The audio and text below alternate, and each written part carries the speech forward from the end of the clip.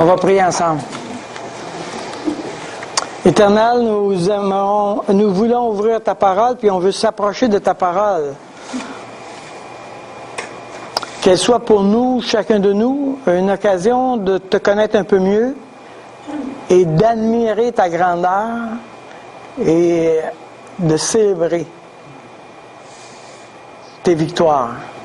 Nous allons, Seigneur, dans le livre que tu nous as donné, la révélation des choses à venir, et tu as voulu gracieusement nous faire connaître comment ça va se passer. Nous t'en remercions. Vraiment, c'est une occasion d'encouragement profond pour nos vies. Nous te confions ce temps que ton esprit vienne et nous parle, chacun de nous. Et je sais que ton esprit peut le faire d'une manière différente de un à l'autre, mais toujours pour notre bien. Amen. Alors, ce matin, on va regarder Apocalypse 14, 15 et 16. Et une chose qu'on ne réalise pas toujours, et si vous allez dans l'Apocalypse et que vous prenez le temps de lire l'Apocalypse, vous allez découvrir qu'à chaque fois qu'on est dans les scènes célestes, à chaque fois qu'on est dans les scènes où ça se passe dans le ciel, c'est toujours la fête. Toujours. Et ça, c'est spécial. Hein? La Bible elle nous dit qu'en présence de Dieu, il n'y a pas de pleurs, pas de plaintes, il n'y a pas rien. Mais à chaque fois qu'on a une scène céleste, c'est ça qu'on a. On a des célébrations. On n'a pas un ange qui se lève et dit « Ah, Seigneur, c'est dommage cette semaine, ça n'a pas été comme je voulais, là. Et puis, tu m'as donné ce job-là, mais j'ai pas réussi à la compléter, il m'a manqué de temps. Il n'y a pas un autre ange qui se lève et dit au Seigneur, écoute, j'ai eu un mal de dents cette semaine, l'autre a eu la grippe. Non, non, non. Tout se passe tel que Dieu avait pensé que ça devait se passer. Et les anges sont en train de célébrer que Dieu est totalement au contrôle tout le temps, tout le temps, tout le temps. Et les trois chapitres sont dans une... J'ai trouvé cette image-là. Juste essayer de s'imaginer qu'il y a une foule énorme. On est au ciel, il y a une foule énorme qui sont en train de célébrer Dieu. Et la Bible nous dit qu'il y a des voix de grandes eaux, etc. Et c'est immense. Puis il y a des milliers de personnes là qui sont en train de célébrer et ils sont en train d'observer tout ce qui est en train d'arriver et comment Dieu le fait arriver d'une manière souveraine. Mettons-nous dans l'ambiance où on vient d'être plongé avec des milliers de personnes et des millions d'anges là dans ce lieu-là. Et nous, comme gens, on va être observateurs de ce qui est en train de se passer. Hein? Si on était, par exemple, au stade olympique, on était dans les gradins, on regarde au centre et puis on est là, spectateur de « Wow! C'est quelque chose! » là. On est à bout de souffle, on a la mâchoire décrochée. C'est incroyable qu'est-ce qui est en train de se passer là. Alors, ça, c'est ce qui se passe, et c'est le contexte, et c'est l'image que nous avons dans Apocalypse 14, 15 et 16. Donc, il y a trois grandes scènes. La scène de 14, c'est la célébration de l'agneau. 15, c'est la célébration des décisions royales. Et 16, la célébration des grands jugements. C'est intéressant que tout le monde fête, même les jugements. Hein? Quand on lit les jugements, nous, on n'a pas comme le goût de... C'est vrai qu'on n'est pas sur le même bord. Hein? Les autres sont à l'autre bord, nous autres, on est sur le bord-ci. Bon, OK. Mais on verra. Mais on célèbre, c'est de la célébration, et ce qui se passe est édifiant pour tout le monde qui regarde ça, qui est en train de se passer là. Donc, premièrement, célébration de l'agneau, Apocalypse 14, verset 1. « Je regardais, et voici l'agneau se tenait sur la montagne de Sion, et avec lui 144 000 personnes qui avaient son nom, et le nom de son père écrit sur leur front. » Bon. Alors, la montagne de Sion est la désignation de l'endroit où Dieu revient sur terre pour venir régner finalement sur les hommes. Donc la montagne de Sion est symbolique de ça. Et l'agneau est là sur la montagne de Sion avec 144 000 personnes qui ont son nom, le nom de l'agneau et le nom du Père sur leur front. Alors vous vous souvenez qu'il y a ceux qui ont le nom de la bête sur leur front, la marque de la bête sur leur front, et bien là il y a la marque de l'agneau sur leur front. OK? Et dans les deux cas, c'est pour indiquer à qui appartient qui. C'est tout. OK? Donc, le jour où tu as fait un choix pour Jésus-Christ, son nom a été marqué sur ton front. Et peut-être que on ne voit pas un code barre encore dans ton cas, mais ça reste quand même que ton nom, tu es identifié avec l'agneau. Voici, celui-là appartient à l'agneau et lui appartient à la bête. Donc, il y a une distinction tout de suite parce que les gens sont marqués, un peu comme bon, c'est peut-être pas aussi élégant, mais les cow-boys qui marquaient leur troupeau. Hein? Bon. Alors, on est sur la montagne de Sion, là, et on parle de 144 000. Évidemment, c'est pas parce que c'est un chiffre particulièrement majeur dans la Bible, 144 000, mais il est devenu populaire à cause des témoins de Jéhovah, c'est tout. Mais réellement, c'est pas un chiffre qui est très présent partout dans la Bible. Alors, quand on examine la question des 144 000, la première chose qu'il faut décider, c'est quelle sera la règle d'interprétation. Parce que c'est ça qui va déterminer la règle que tu vas suivre. Alors, il y a la règle d'interprétation littérale, puis il y a la règle d'interprétation symbolique. Si tu vas dans la règle de l'interprétation littérale, 144 000, c'est 144 000 personnes. Tu peux y compter 1, 2, 3, 4 comme ça. OK? 144 000. C'est littéral. Ce sont des rachetés. Ils ne sont pas souillés avec des femmes. Ils sont vierges. Ils suivent l'agneau. Ils n'ont point de mensonge et ils sont irrépréhensibles. C'est ça que ça dit au verset 4. Ce sont ceux qui ne se sont pas souillés avec des femmes, car ils sont vierges. Ils suivent l'agneau partout où il va. Ils ont été rachetés d'entre les hommes comme des prémices pour Dieu et pour l'agneau. Alors, le problème avec l'interprétation littérale est multiple. Le premier, c'est que pourquoi pas 143 997? Pourquoi pas 144 211? Pourquoi 144 000? Il y a déjà un son de cloche qui est un peu bizarre. L'autre chose, c'est qu'ils ne sont pas souillés avec des femmes. OK. D'un point de vue littéral, tu es en train de me dire que si un homme va avec une femme, il se souille. C'est beau, ça fait un beau parti pour les femmes, ça. Deuxièmement, c'est juste des hommes. OK. Ça va être plate, pas à peu près, c'est juste des hommes. OK? 144 000 hommes qui ne sont pas souillés par des femmes, célibataires, vierges, qui n'ont pas été avec une femme. Ça en a disqualifié tout un lot d'hommes, là.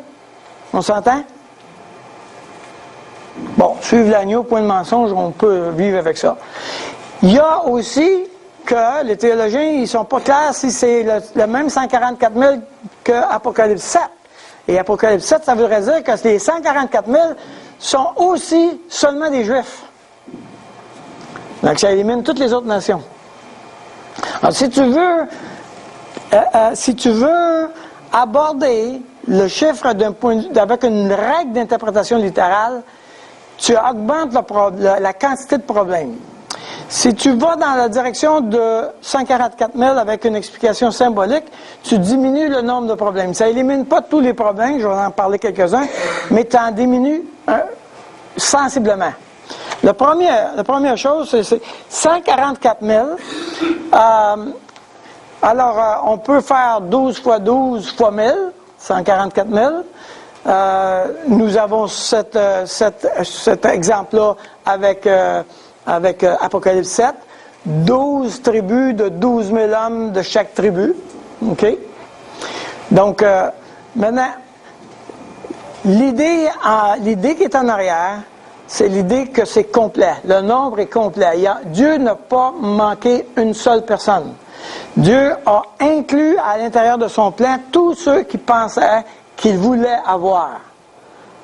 Donc, c'est un peu plus de bon sens. La deuxième chose, sont rachetés, bien sûr, pas souillés avec des femmes. Dans la Bible, dans l'Ancien Testament, Dieu reproche à Israël d'être adultère, d'aller vers d'autres femmes que de demeurer avec lui. Dieu dit, quand vous allez avec d'autres dieux, vous êtes adultères. Vous allez avec d'autres, comme moi. Et Dieu accuse Israël d'être adultère. Il accuse Israël de s'être souillé avec des femmes, c'est-à-dire avec d'autres divinités qui ne sont pas celles de lui. OK? Et qui sont vierges, c'est-à-dire que ce sont des hommes et des femmes qui n'ont jamais été vers d'autres dieux que Dieu. C'est-à-dire qu'ils n'ont jamais eu d'autres relations que celle avec Dieu, de connecter avec Dieu. Ça n'explique pas tout, ça aide. Il y a des théologiens, j'ai deux explications qui m'apparaissent les plus potables, mais tous les théologiens sont d'accord pour dire qu'on ne sait pas exactement. Alors, on essaie d'éliminer les moins probables et de garder les plus probables. Les plus probables, dans Apocalypse 14 ici, c'est les 12 enfants d'Abraham, qui représentent les 12 tribus d'Israël, et les 12 apôtres qui représentent l'Église. Donc, l'Ancien Testament et le Nouveau Testament, multiplié par 1000, qui est le nombre de la complétude, je ne sais pas si c'est un mot français, qui exprime que c'est complet. Donc, l'ensemble des saints, à travers l'histoire, se retrouvent avec l'agneau sur la montagne de Sion quand il revient. Ça, c'est une explication. La deuxième explication, c'est que c'est tous les Juifs qui ont reconnu Jésus-Christ comme leur sauveur personnel. Parce qu'ils ont le nom de l'agneau et le nom du Père. C'est pas juste des craignants Dieu. Vous savez, il y a le groupe des Juifs qui n'ont pas fait une association avec l'Antéchrist, mais qui n'ont pas reconnu nécessairement Jésus. Alors, ce sont des craignants Dieu. Ils veulent demeurer fidèles à Dieu, mais ils n'ont pas vu que le Messie était Jésus. Mais ici, ces 144 000-là ont le nom de l'agneau sur leur front, donc ils ont reconnu que Jésus est leur Dieu. Alors, il est possible que ce soit tous les Juifs qui, à travers l'histoire, ont reconnu Dieu et l'agneau et qui se retrouvent ensemble. Et la raison pourquoi est-ce qu'on va là, c'est parce que ça dit qu'ils sont les prémices. Verset 4. Ils ont été rachetés d'entre les hommes comme des prémices pour Dieu et pour l'agneau. Si c'est des prémices, ça veut dire que c'est la première partie de la récolte. Ce n'est pas toute la récolte. OK? Mais c'est toute la première partie de la récolte. Donc, 144 000. Verset 2. « Et j'entendis du ciel une voix comme un bruit de grosses eaux, comme le bruit d'un grand tonnerre, et la voix que j'entendis était celle de joueurs d'harpe jouant de leur harpe. » Alors, c'est une grande... C'est un chant très puissant, très harmonieux. OK? La voix, c'est celle des joueurs de harpe jouant de leur harpe. Donc, c'est très harmonieux, mais très puissant. Et ça exprime une très, très grande majesté. En fait, lui, dans ce temps-là, ne connaissait pas les orgues à tuyaux. Alors, lui, il appelait ça un bruit de grosses eaux. Mais c'est les orgues à tuyaux, dans le fond, finalement. OK, c'est une spéculation, là. Bon, OK. Et chante un cantique nouveau devant le trône. Alors, le cantique nouveau, et c'est il y a seulement que celui qui a expérimenté l'œuvre de Christ dans sa vie qui peut chanter ça. C'est une expérience qui est unique au racheté. Verset 6, je vis un autre ange qui volait par le milieu du ciel ayant un évangile éternel pour l'annoncer aux habitants de la terre, à toute nation, à toute tribu, à toute langue et à tout peuple. Alors, comme j'ai dit, on est toujours au ciel et on est toujours dans une scène céleste. Même si l'ange vole pour annoncer l'évangile éternel, on est au ciel. Il n'est pas en train de, lui, l'ange, parler aux hommes. Je crois personnellement qu'il n'y a pas d'ange qui va annoncer l'évangile aux hommes. Je crois que seulement les hommes qui vont annoncer l'évangile aux hommes. Mais les anges peuvent nous accoter. Ils peuvent, par la grâce de Dieu, venir nous aider.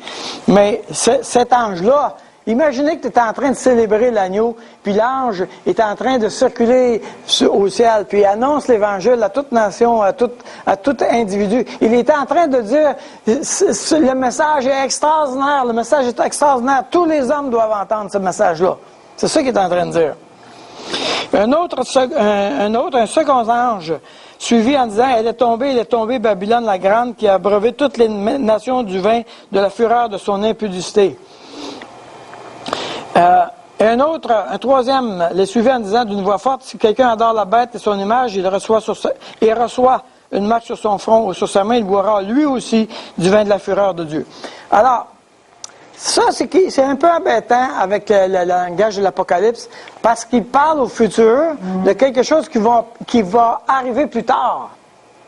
On a ça souvent on n'a pas ça souvent, mais on a ça occasionnellement dans la Bible. Par exemple, dans Romains chapitre 8, ça dit que nous avons été prédestinés en Jésus-Christ et nous avons été glorifiés. Oui, mais on est encore sur la terre. Puis on s'entend-tu que je ne me sens pas glorifié à fond encore? Il me semble qu'il m'en manque un peu. Pourtant, dans la Bible, c'est un verbe au passé. Pourquoi? Parce que ce que Dieu fait, c'est tellement certain que ça arrive, que c'est fait. OK? On a ça en miniature quelquefois quand on fait des assemblées. Mettons qu'on fait une assemblée du conseil. OK? Et on dit, OK, le conseil décide qu'à la fête des mères, les hommes vont faire le déjeuner. Mettons. OK? Alors, le conseil a pris cette décision-là. OK? Et donc, on sort de la réunion en disant, le déjeuner il est fait. Il n'est pas fait encore. Mais il est fait parce que la décision a été prise, puis c'est par là qu'on s'en va. OK? Et puis, puisque tous les hommes sont extrêmement volontaires à faire des déjeuners, c'est clair que ça va arriver.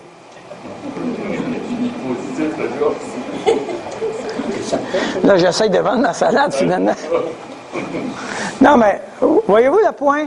C'est que quand la tête décide quelque chose, après ça, l'exécution, ça va juste arriver. Ce qu'il fallait faire, c'est de prendre la décision. Il fallait prendre l'orientation. Là, nous sommes ici, la Babylone est tombée. Elle n'a pas encore tombé, Babylone. Elle va tomber au chapitre 17. Elle n'est pas tombée encore. Mais elle est comme tombée maintenant parce que les anges sont en présence d'une décision finale. Voyez-vous? Et la fumée, verset 11, de leur tourment monte au siècle des siècles, et ils n'ont de repos ni jour ni nuit, ceux qui adorent la bête et son image, et quiconque reçoit la marque de sa bête. Alors, de son nom. Encore une fois, ça n'est pas arrivé encore, mais ça va arriver. Mais ça dit, ils n'ont pas de repos ni jour ni nuit. C'est fait. C'est ici la persévérance des saints qui gardent les commandements de Dieu et la foi de Jésus. Et j'ai entendu du ciel une voix qui disait, « Écris, heureux dès à présent les morts qui meurent dans le Seigneur. Oui, dit l'Esprit, afin qu'ils se reposent de leurs travaux, car leurs œuvres les suivent. » Il me semble que c'est une mention sur l'enlèvement. On est en train de dire, maintenant, on s'en va vers les jugements finaux. Et là, maintenant, ceux qui meurent en Christ, heureux ceux-là, c'est final. Maintenant, il n'y aura plus de croyants sur terre quand le jugement va arriver. Et je regardais, voici, verset 14, il y avait une nuée blanche, et sur la nuée était assis quelqu'un qui ressemblait à un fils d'homme, ayant sur sa tête une couronne d'or et dans sa main une faucille tranchante. Verset 15, et un autre ange sortit du temple, criant d'une voix forte à celui qui était assis sur la nuée, lance ta faucille et moissonne, car l'heure de moissonner est venue, car la moisson de la terre est mûre. Alors, on est au ciel, et là, il y a une déclaration, c'est l'heure. L'heure de la moisson est venue. On attendait le jour du Seigneur, maintenant c'est fait. L'heure le jour de l'Éternel est venu. Voilà. Lance ta faucille. Alors, ça n'arrive pas encore sur la terre. C'est une décision céleste qui va s'exécuter. Mais du point de vue céleste, du point de vue de la célébration, c'est fait. OK? Et là, on a la même chose au verset 18, et un autre ange qui avait autorité sur le feu sortit de l'autel, s'adressa d'une voix forte à celui qui avait la faucille tranchante, disant, lance ta faucille tranchante et vendange les grappes de la vigne de la terre, car les raisins de la terre sont mûrs. C'est exactement la même chose. C'est l'heure, verset 15, c'est l'heure de moissonner, au verset 18, les raisins de la terre sont mûrs. C'est le temps, tout a été accompli pour arriver au grand jugement. C'est l'heure de la moisson, c'est l'heure de la grande moisson. Et là, il y a une vision de la gravité du jugement. La cuve fut foulée hors de la ville et du sang sortit de la cuve jusqu'aux morts des chevaux sur une étendue de 1600 stades. Alors, encore là, on est toujours dans le symbolique, mais avec cette idée de la gravité du jugement et de l'ampleur du jugement. Là, on arrive au chapitre 15. Maintenant, on célèbre les décisions royales. Alors, pour se mettre un peu dans le contexte de chapitre 15, imaginez, en petit, on s'entend, c'est très en petit, mais au moins on l'a tous vu ensemble, cette affaire-là, ou au moins une partie. Quand le gouvernement arrive en place, on appelle ça le discours du trône, où le gouvernement va annoncer qu'est-ce qu'il va faire. Le discours du trône. Maintenant, là, ce discours-là est entouré d'apparat, il est entouré d'une tradition, il est entouré de formalisme, d'une grande formalité. Les participants sont habillés d'une certaine manière, il y a le bâtonnier qui arrive, il y a une procession qui rentre dans la Chambre des communes, etc. Et il y a une grande manifestation visuelle. Parce que là, maintenant, le gouvernement va annoncer qu'est-ce qu'il va faire. OK? Vous voyez ça? Mais là, on est là, au ciel. Là, on est au ciel, et là, le gouvernement de Dieu va annoncer les décisions royales. Donc, on va être assis en spectateur, en train de regarder cette affaire-là. Chapitre 15, verset 1. Puis je vis dans le ciel un autre signe, grand et admirable, 7 anges qui tenaient 7 fléaux, les derniers. OK? Donc, si c'est les derniers fléaux, on parle du dernier mouvement de jugement finaux. Maintenant, la particularité de ceux-là par rapport aux autres, si vous avez, si je peux en tout cas retenir votre attention, c'est qu'avant, il y avait des fléaux où les hommes pouvaient se repentir encore. Ils pouvaient, et même l'apôtre était désolé qu'il ne s'est pas repenti. Et nous sommes dans des places où les hommes peuvent encore reconnaître Dieu et Dieu leur roi, et toute la question de la marque de la bête n'a pas été finalisée. OK? On n'a pas tranché partout au couteau qui appartient à la bête, qui appartient à Dieu. On a eu des fléaux, mais on a eu les 2 témoins qui ont averti. OK? Revenez à Dieu. Et on avait toute l'Église qui, à travers les nations, était en train d'annoncer aux hommes, repentez-vous, écoutez les 2 témoins, qu'est-ce qu'ils ont à dire, et revenez à Dieu. Et là, à la fin de ça, quand les 2 témoins sont morts et enlevés, là, la bête, le faux prophète, en complicité avec la bête, fait une loi que si tu veux manger, si tu veux faire du marchandage, il faut que tu aies la marque. Et là, on sépare les enfants des adultes. On sépare les croyants des incroyants. C'est là que ça se passe. Quand on est arrivé là, tout le monde est marqué. Tout le monde. OK? Donc, là, c'est les 7 fléaux, les derniers. Maintenant, ça va être 7 jugements. Car par eux s'accomplit la colère de Dieu. Donc là, on est vraiment, vraiment dans les jugements. Et je vis comme une mer de verre mêlée de feu ceux qui avaient vaincu la bête et son image et le nombre de son nom, debout sur la mer de verre ayant des arbres de Dieu. Et ils chantent le cantique de Moïse, le serviteur de Dieu et le cantique de l'agneau en disant, tes œuvres sont grandes et admirables, Seigneur Dieu Tout-Puissant. Tes voies sont justes et véritables, Roi des nations. Qui ne craindrait, Seigneur, et ne glorifierait ton nom, car seul tu es saint, et toutes les nations viendront et se prosterneront devant toi, parce que tes jugements ont été manifestés. Vous voyez-vous, ils continuent de célébrer. Ils ne sont pas en train de dire, oh, misère, oh, qu'est-ce qui arrive là? Des 7 coupes, oh, misère, ils vont passer un mauvais quart d'heure. C'est-tu épouvantable? Ils ne sont pas en train de dire ça, là.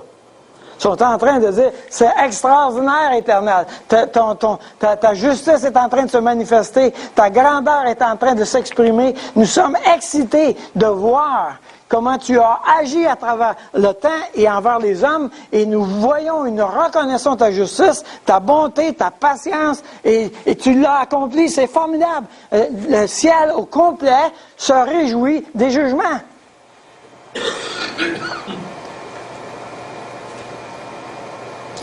Nous, on est de ce côté-ci, on est avant les jugements, on est dans sa place où on doit inviter les hommes. Allez pas là, c'est grave, c'est grave. Épargnez-vous les jugements à venir, c'est ça, c'est là qu'on est, nous. Alors c'est normal qu'on ait la douleur pour ceux qui périssent. Mais pour eux, ici au ciel, ils sont en train d'observer que tous les hommes ont eu leur chance, tous les hommes ont fait un choix délibéré, volontaire, et ce qui se passe là, il n'y a personne qui en est victime. C'est vraiment important. Pour cette raison, on célèbre. OK? Maintenant, regardez la procession. Regardez la procession, verset 5. Après cela, je regardai, et le temple du tabernacle du témoignage fut ouvert dans le ciel, et les 7 anges qui tenaient les 7 fléaux sortirent du temple, revêtus d'un lin pur, éclatant, et ayant des ceintures d'or autour de la poitrine. Et l'un des 4 êtres vivants donna aux 7 anges 7 coupes d'or, pleines de la colère du Dieu qui vit au siècle des siècles. Et le temple fut rempli de fumée à cause de la gloire de Dieu et de sa puissance. Et personne ne pouvait entrer dans le temple. Imaginez la cérémonie. Imaginez la cérémonie.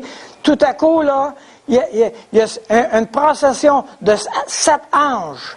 Et un des 4 êtres vivants, d'une manière très cérémonielle, prend une coupe.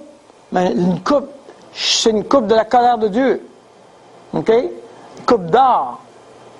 Ça veut dire qu'elle était totalement purifiée de toute mesquinerie, de toute revendication égoïste, etc.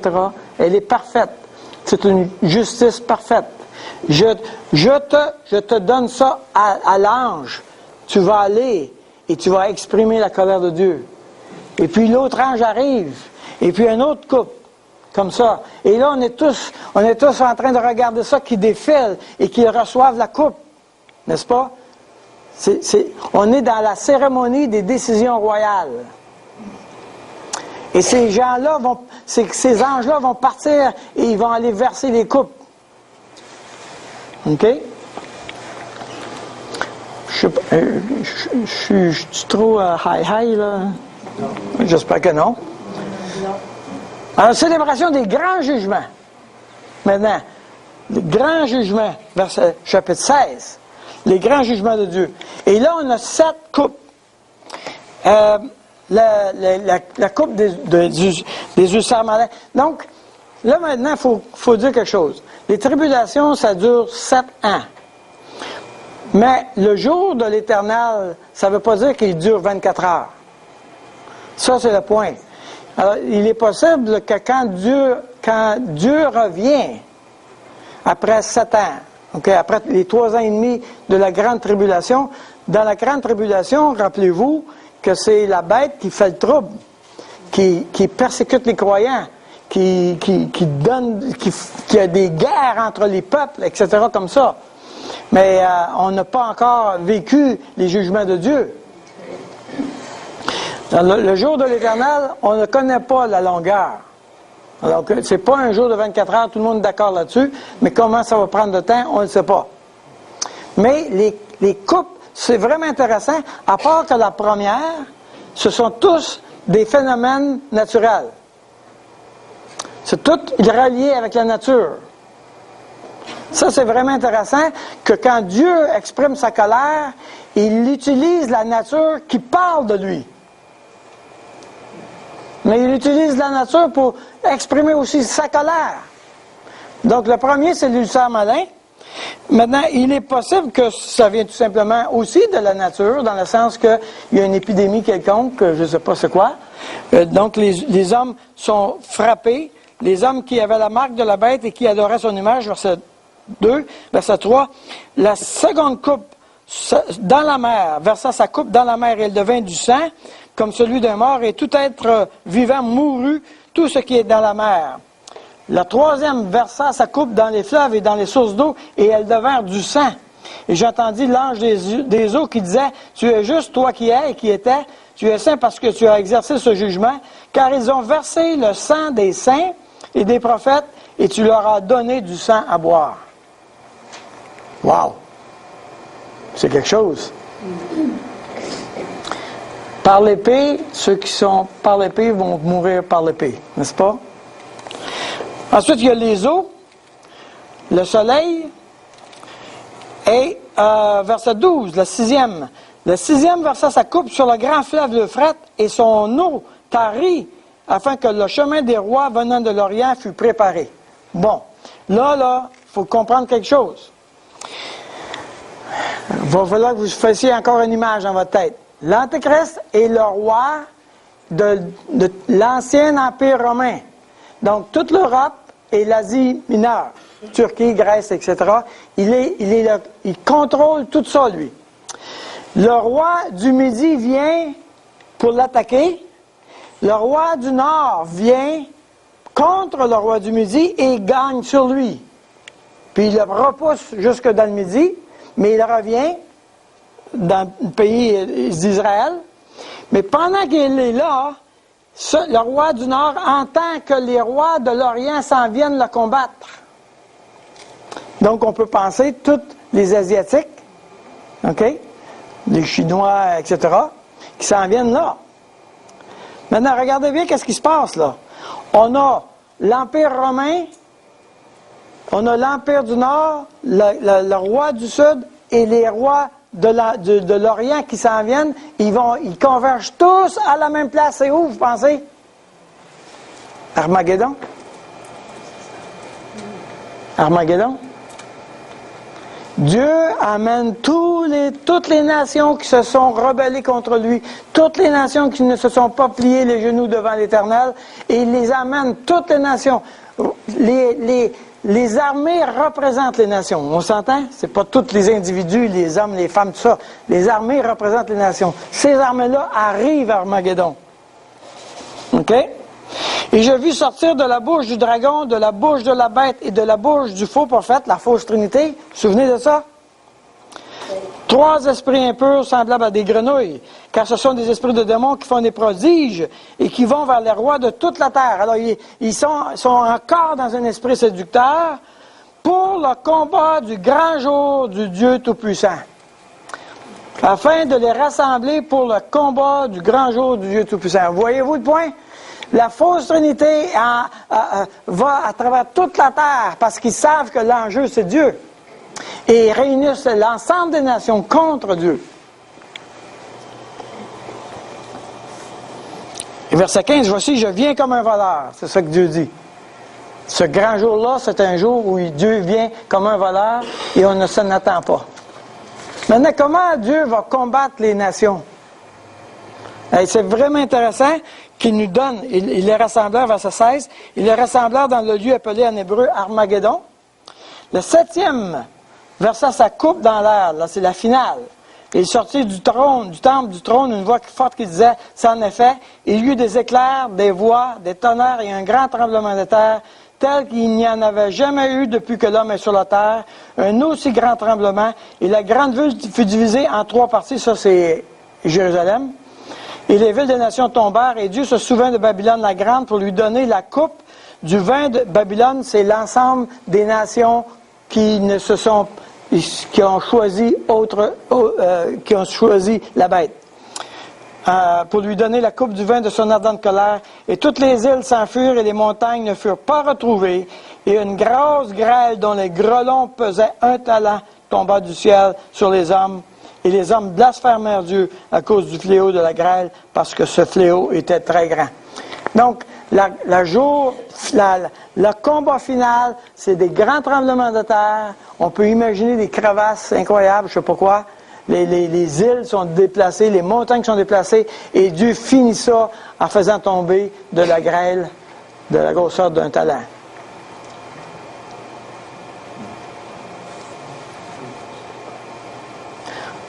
Tout ça est annoncé dans le ciel.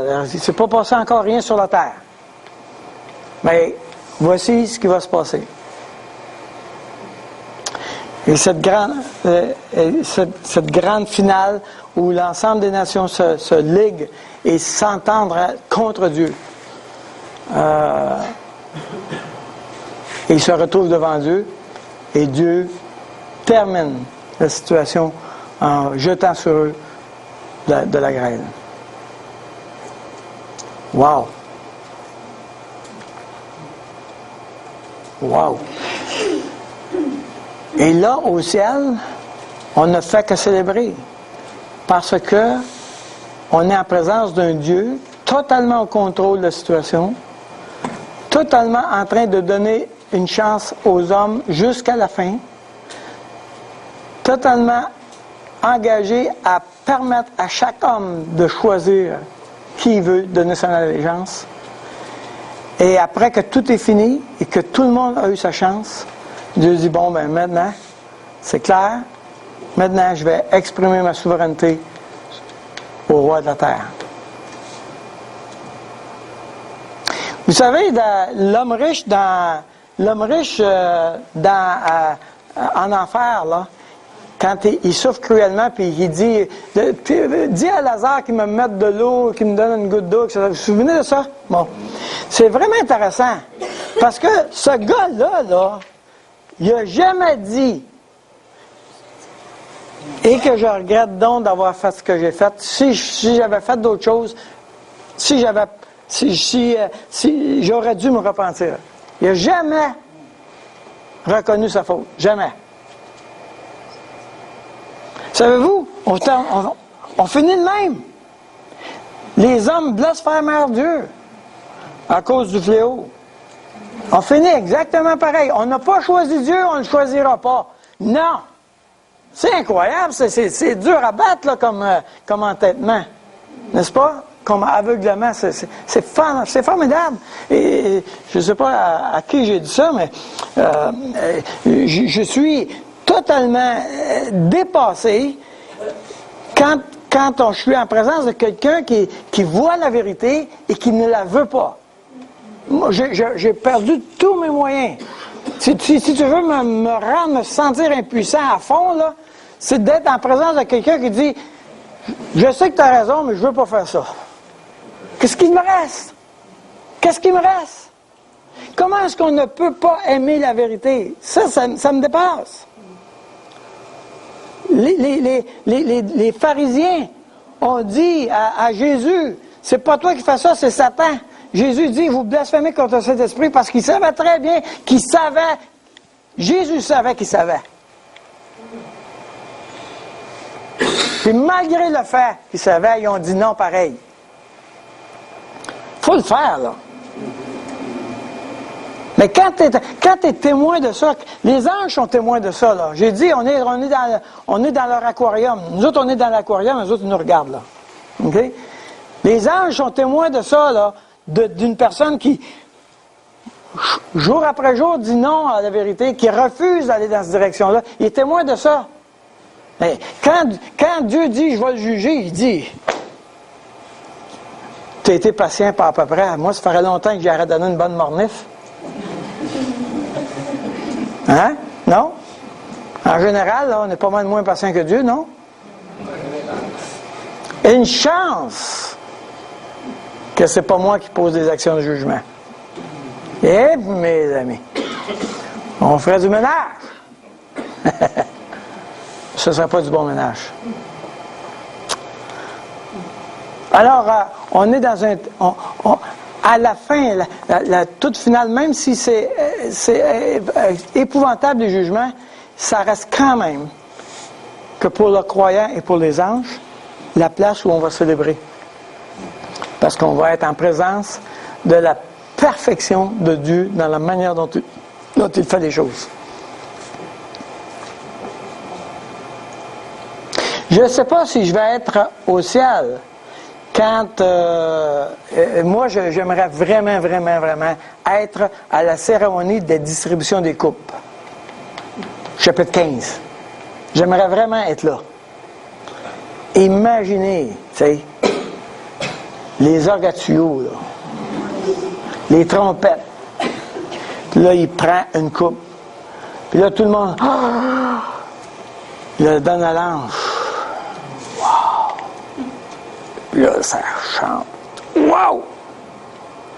Puis un autre coupe. Aïe! Ah, moi, j'aimerais être là. Hey!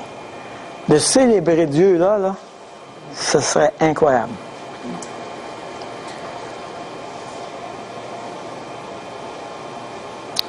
Vous savez quoi? On a un privilège, nous autres. Il y a une coupe qu'on peut célébrer que même les anges ne peuvent pas célébrer. Même les anges. La seule chose qu'ils peuvent faire, les anges, c'est de nous regarder prendre la coupe. La coupe du sang de l'agneau était pour nous autres. Et nous, on peut prendre cette coupe-là et de célébrer la coupe de l'agneau. Et les anges sont en train de regarder ça et de dire « Wow! » Et nous allons être, nous sommes les privilégiés de pouvoir faire une cérémonie qu'aucun être céleste ne peut faire. Aucun. Seulement nous. Seulement les rachetés de l'agneau peuvent faire ça. Vous imaginez le privilège qu'on a? Prenez cette coupe. Faites ceci en mémoire de moi. Wow! Voilà. Il me manque juste les orgatuos. Mais c'est vraiment incroyable.